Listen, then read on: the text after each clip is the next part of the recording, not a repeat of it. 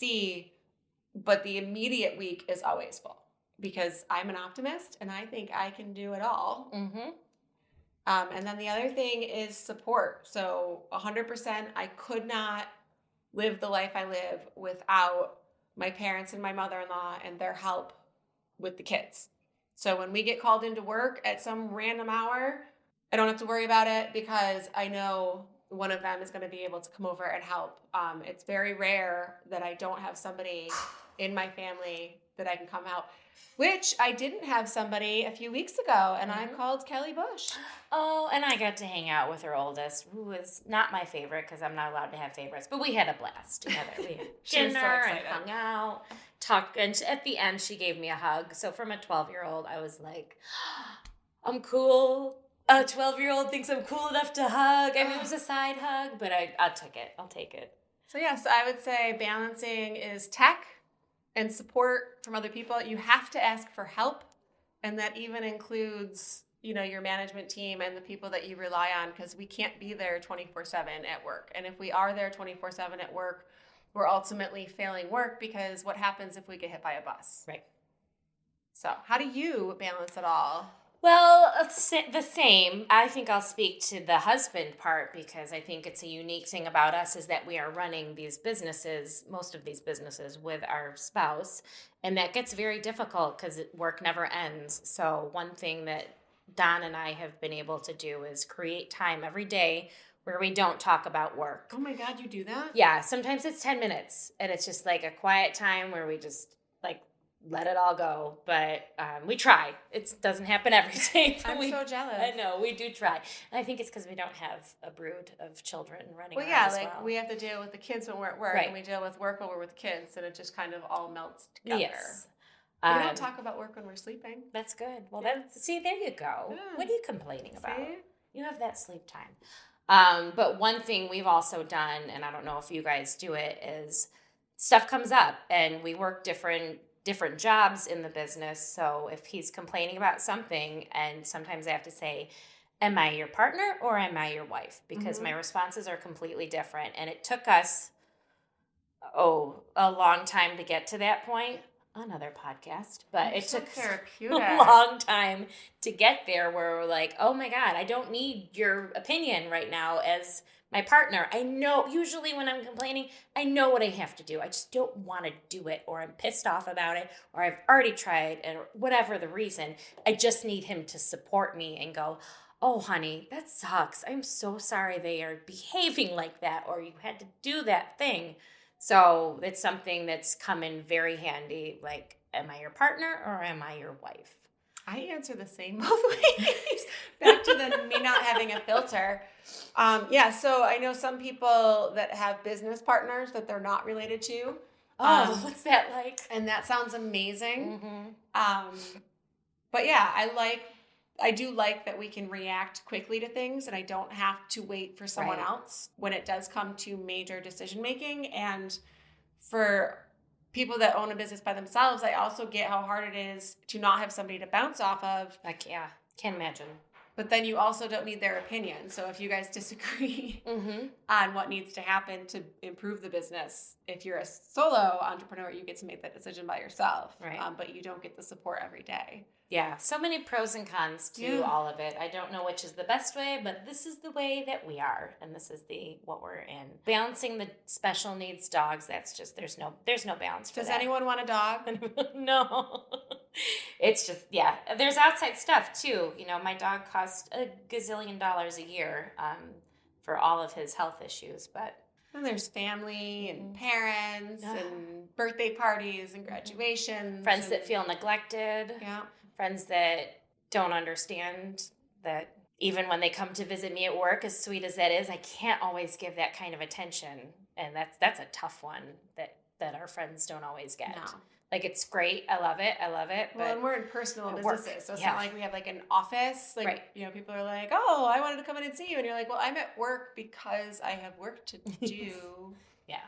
Yeah, I don't always hang out where a place that I own. I sometimes just want to get away from it all. I love going, oh, let's go out somewhere where nobody knows us, or we didn't employ somebody that's working there, or we don't have some type of relationship. It's just sometimes nice to go somewhere where nobody knows your name, which is funny because we tried to create a business where everybody knows your name, like Cheers.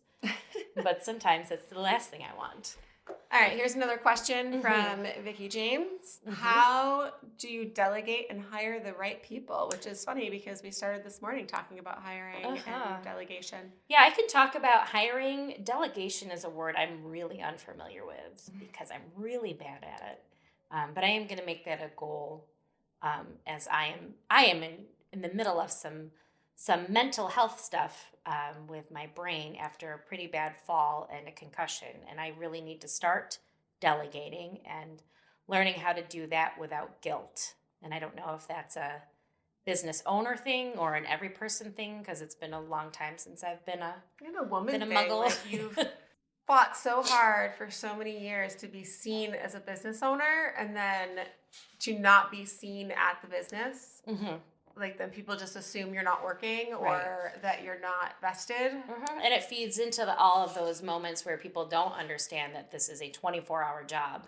So if I'm not doing it as much, it's just there's a whole lot of self-worth looped into that. But delegating is something that's difficult, but it's necessary.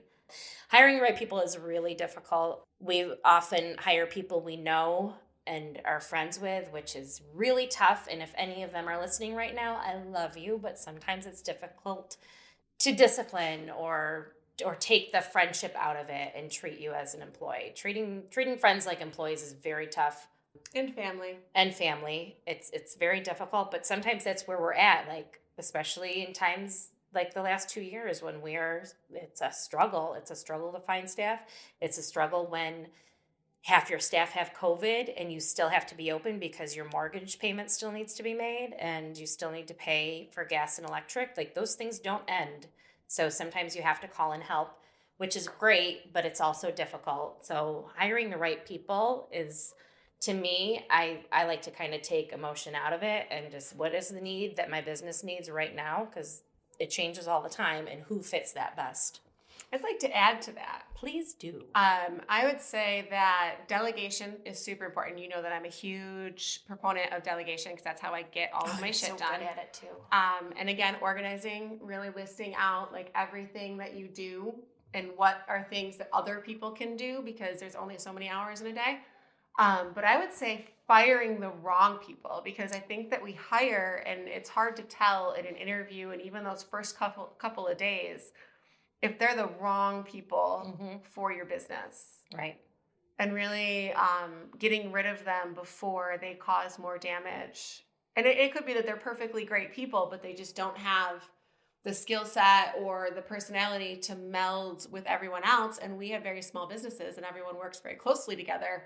So seeing and stopping the wrong people from sticking around, because then they stick around for years and it's just like a constant cycle. And it's so hard. And like I said earlier, taking the emotion out of it, like sometimes people just aren't the right fit and they're amazing and you want to be friends with them, but they're just not the right fit for your business. And that's a really, really difficult thing to do, is to let somebody go that you care about. I delegate even in my head. So like I keep work and life very separate, like my personal life. So like I stress out about my $1,200 mortgage bill, but then I have a $20,000 bill for food purchases and I just write a check. Like, so I keep it very itemized in my head. So it's hard to remember that the people that are the wrong people are keeping me from paying my mortgage bill at home. Right. You know, because I'm the last person to get paid. So when I'm allowing that to continually happen, it's hard to reconnect everything in my head because I keep it so separate for my own sanity. Yep. But then to remember that this is actually money out of my pocket. So I'm paying these people to do something they're not doing well. Sometimes more than we're paying ourselves. Oh, yeah. I think everybody right now that I employ is paid more than I pay myself. Yeah. So that kind of leads into our last question from the group is, how do we manage employees? Carefully. Very carefully. I I think therapeutically, I would say that our backgrounds it's so helpful. in special needs populations, both of us, I think we do it differently, but I think we both are very therapeutic in our approach, Right. which probably makes it more difficult because there's lots of bosses that'll just fire you with no explanation. Oh, we had a situation the other day. I won't name any names, but we had to have a conversation with one of our staff about something, and my husband was going into work, so he was going to be the first one to deal with it. I'm like, but I want to be a part of the conversation, but it's a Sunday night, and I'm not leaving the couch. So I was like, I'm in on Tuesday. Let them know we'll meet again on Tuesday. So my husband met with the employee. Everything worked out fine. It was a little bit of a misunderstanding on both sides. But he then said, I got to tell you, Kelly's still going to want to meet on Tuesday. He's like, okay. It's going to be so hard. Like, can't this just be? And my husband's like, yeah, I wish this could be it, but this is how things go. And you're going to need to meet with Kelly on Tuesday. And he was like, okay, all right. And so it's just because they know that I'm going to make them think about their actions. And, it all worked out fine, but that's kind of how it is. Like, they know when they have to meet with me, there's a conversation that I'm going to make them have feelings and maybe cry. I'll probably cry. We've already established that, but they know it's going to be hard because I'm going to really make them think. I go back and forth between the clear cut, this is what you did wrong, and this is what you need to improve on, which people don't like hearing, but it has to be said, to the, what were you feeling when you made that decision? So I go back and forth depending on the instance and how I'm feeling. Right. I mean, sometimes the dementors just like kick in and you're like, I'm just not having it. Right. This is what you did wrong. I need you to fix it. Right.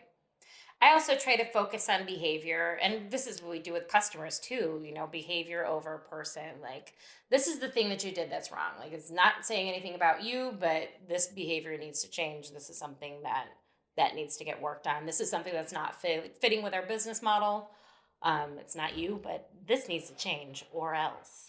And then I lay down the hammer. It's not you, it's me. Yeah, exactly. It's not you, it's me. All right. Well, I think that is a good start for our questions. Yep. And hopefully everybody has learned a little bit about us, a little bit about what we do and why, and how we manage it all, and some tidbits from other Bossy members on their opinions of Bossy. We didn't pick and choose, just so you know. Some of them we picked out. We had a good turnout at our last happy hour, so we just asked who wanted to leave a testimony that wasn't able to do one already, and some were just emailed in from a post we put up. Hey, we're looking for your feelings on Bossy, and please send them to us. They're incredible. Yeah. They made a lot. Well, guess what? Spoiler alert, a lot of them made me cry. But if you guys have questions you want to send to us, we've got an email, realbossypod@gmail.com. We would love to answer your questions. And maybe someday we can even do this live where we can bring on listeners who can ask us questions. Oh, that'll be fun. Yeah, it's super fun. I'm still learning about how all this works. So that's what we have for you today. I know we've mentioned it before, but things you're going to hear from us in the future is just us blathering on like we did today, or interviewing some of our members. We're going to do some spotlights on people that changed their business model during the pandemic, some that opened during a pandemic. If you can imagine, they're still there. It's incredible. We're going to hear from our partners and other people and their partners and what that looks like. What's it like to support a bossy woman, even if you're not in business with them? Children of bossy women. Yeah, I can't wait for that one. So yeah, we're going to have a lot of really cool things. We're going to talk about how to turn your business into a safe space. We're going to have people on that their businesses have failed and they're still part of Bossy, because once you're bossy, you're always kind of bossy. But we're going to bring on people to kind of talk about that. And we're going to talk about some of our own struggles and our own failures, because we have them too. Yes. So that's what you're going to get from us. And we can't wait to hear from you, and let us know what you think. Be bossy. Be bossy. All right, bossies. Thank you for listening. Now subscribe, get out there, be bold, be brave, and be the boss.